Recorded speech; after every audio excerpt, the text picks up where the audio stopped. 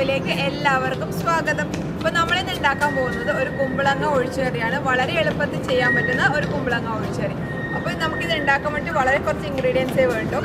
നമ്മളെ കുമ്പളങ്ങയും തേങ്ങയും കയ്യിലുണ്ടെങ്കിൽ നമുക്ക് എപ്പോൾ വേണമെങ്കിലും ഉണ്ടാക്കിയെടുക്കാൻ പറ്റുന്ന ഒരു റെസിപ്പിയാണിത്.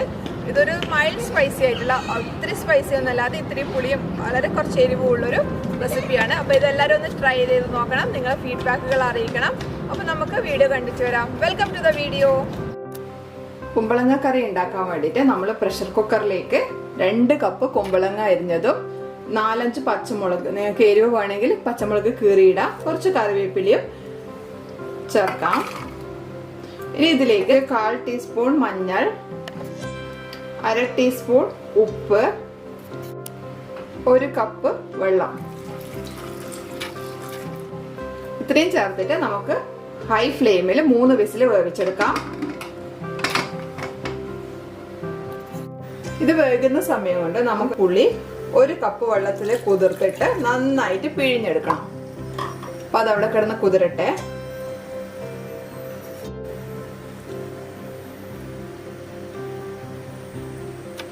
അടുത്തത് നമുക്ക് തേങ്ങ അരച്ചെടുക്കാം. ഇതൊരു 5 ടേബിൾ സ്പൂൺ തേങ്ങയുണ്ട്.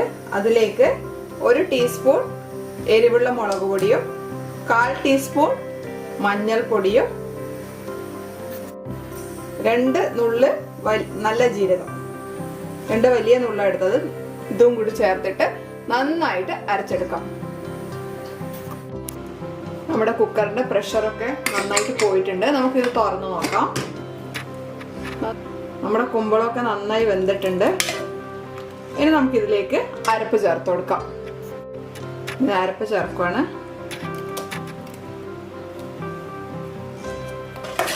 ഒന്ന് മെല്ലെ ഇളക്കി കൊടുക്കാം. കഷ്ണങ്ങൾ അധികം ഉടഞ്ഞു പോകരുത്. കഷ്ണങ്ങൾ വേണ്ടാത്തവർക്ക് ഉടച്ചെടുക്കാം, വേണ്ടുന്നവർ ഉടക്കാതെ എടുത്താലും മതി. ഇനി നമുക്ക് നേരത്തെ എടുത്തു വെച്ച പുളിവെള്ളം ഇതിലേക്ക് ചേർത്ത് കൊടുക്കാം. നമ്മൾ മിക്സിയുടെ ജാറിലേക്ക് ചേർത്തിട്ട് ആ അരപ്പും കൂടെ ചേർത്തിട്ട് അങ്ങോട്ട് ചേർത്ത് കൊടുക്കാം.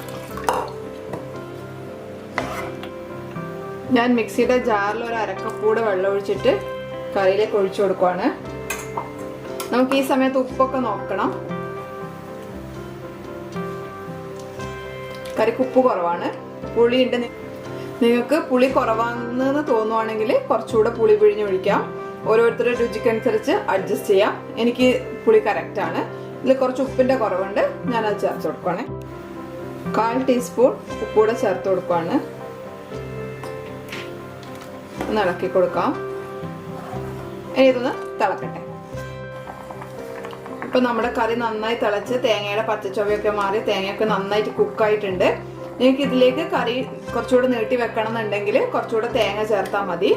അരക്കുന്ന സമയത്ത് കുറച്ചും കൂടെ തേങ്ങയും ജീരകവും മുളകും മഞ്ഞളൊക്കെ ആവശ്യത്തിന് ചേർത്തിട്ട് അരച്ചാൽ മതി.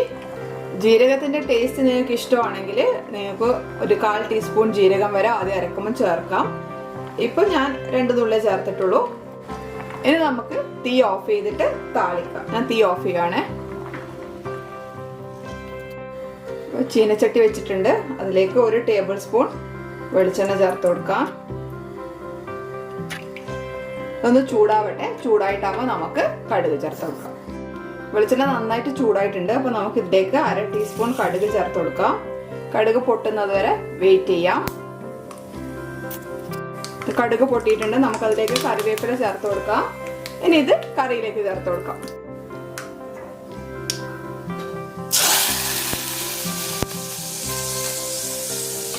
കുറച്ച്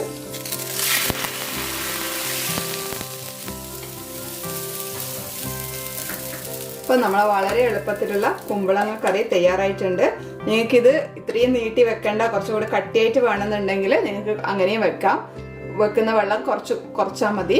അത്രേ ഉള്ളൂ. ഭയങ്കര എളുപ്പത്തിൽ നമുക്ക് ഉണ്ടാക്കാൻ പറ്റുന്ന ഒരു കറിയാണ്. അപ്പൊ എല്ലാവരും ഇതൊന്ന് ട്രൈ ചെയ്ത് നോക്കണം. അപ്പൊ എല്ലാവർക്കും വീഡിയോ ഇഷ്ടപ്പെട്ടു എന്ന് വിചാരിക്കുന്നു. നിങ്ങളുടെ ഫീഡ്ബാക്കുകളൊക്കെ കമന്റിലൂടെ അറിയിക്കുക. ഫോട്ടോസ് ഉണ്ടെങ്കിൽ അയച്ചു തരുക. അപ്പൊ അടുത്ത വീഡിയോ കാണുന്നവരേക്കും എല്ലാവർക്കും നന്ദി, നമസ്കാരം.